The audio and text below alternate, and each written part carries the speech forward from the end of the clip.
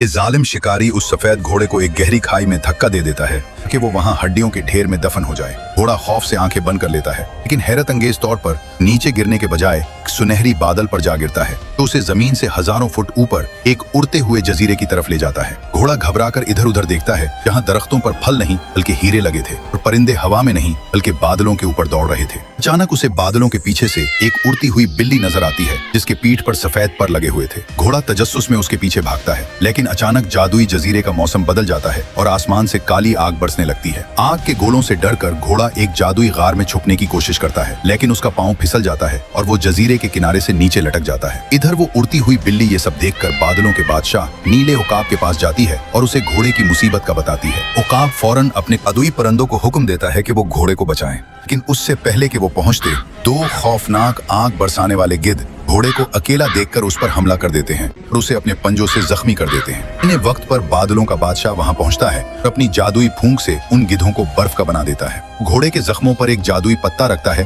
जिससे घोड़े के जिस्म से दो बड़े सुनहरी पर निकल आते हैं और उसके माथे पर एक चमकता हुआ जादुई सेंग उगाता है। इसी दौरान नीचे जमीन पर एक बस्ती में आग लग जाती है जहाँ बहुत से जानवर फंसे हुए थे। ये जादुई घोड़ा हुआ में उड़ता हुआ नीचे पहुंचता है और अपने जादुई सेंग से बारिश बरसाकर सबकी जान बचा लेता है। सब जानवर उसे देखकर खुश होते हैं, लेकिन फिर घोड़ा उदास होकर रोता हुआ बादलों में गायब हो जाता है क्योंकि आपने लाइक और कमेंट नहीं किया।